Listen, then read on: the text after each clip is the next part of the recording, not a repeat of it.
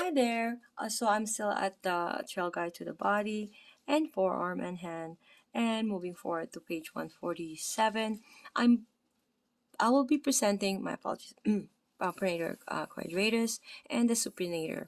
Okay, looking at the image here, the palmar view of the right hand showing Pronator Quadratus. Okay, we have the origin and insertion here, and we also have the palmar view of the right hand and then the wrist. Okay, in a bigger showing the retinaculum. Okay, so pronator quadratus is although it lacks the pronator teres power and speed, the small quadratus is still a capable pronator. It has transverse fibers that lies deep to the flexor tendons and the major nerve and blood vessels of the anterior forearm. The majority of the muscle is inaccessible except for its most lateral portion. The small palpatory window, however, is also the location of the radial artery, so explore gently. Okay, so we're gonna pronate the forearm, right? So that is the action, as you can see here. So the origin is the medial anterior surface of the distal ulna, okay, and the lateral anterior surface of the distal radius is insertion. Nerve innervation is medial nerve C7, C8, and T1. So you're going to shake hands with your partner. First, you're going to isolate the pulse of the radial artery.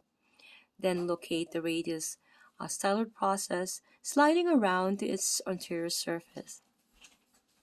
Before accessing the quadratus, flex and pronate the wrist slightly, softening the overlaying flexor tendons.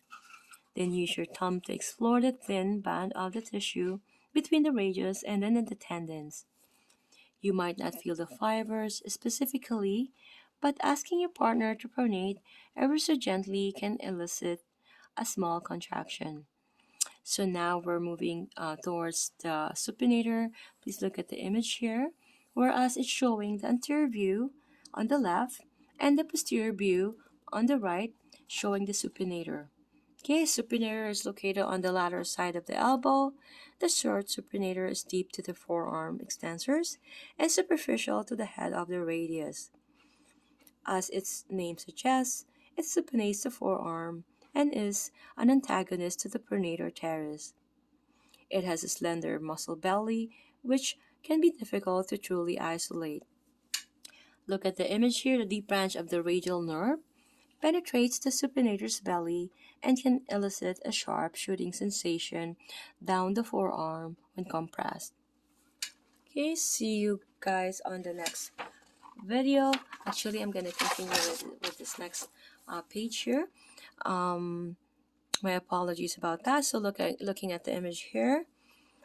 This is the anterior view, which is on the left. This is the posterior view on the right. This is the origin insertion of the supinator. So the action is supinates the forearm, which is the radio-ulnar joints. And the origin is the lateral epicondyle of the humerus. Okay, so lateral epicondyle, medial epicondyle, medial lateral. Okay, radial collateral ligament, annual ligament, and supinator crest of the ulna.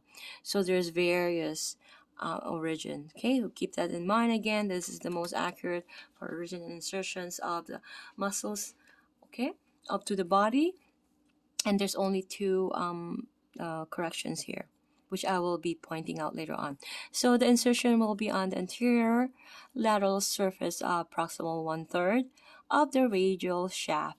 Okay, so nerve innervation is radial C5, C6, and C7. Okay, so for this here indication here, I will be reading this, but please look at the image here where the lateral view of the right forearm. Accessing supinator as your partner supinates against the therapist resistance, right? You can see the extensor digitorum here, and you can see that the supinator is highlighted there. And when do you usually use your supinator is when you're digging out a big scoop of ice cream, you're swirling the water in the bathtub, or you're folding your clothes, okay? You can see here the superficial extensor are cut in this manner. So you can shake hands with your partner and flex the elbow to 90 degree. you're gonna locate the lateral epicondyle of the humerus and the proximal. I read this already. Pl- place your finger pads between these landmarks and palpate through the extensor fibers for the deep supinator belly. Keep in mind it's at the proximal shaft of the radius, okay? And ask your partner to alternately supinate and relax your forearm against your resistance. So the brachioradialis may contract with this movement, but it will be felt superficially, while the supinator is deep to the extensors. I'll see you guys in the next video.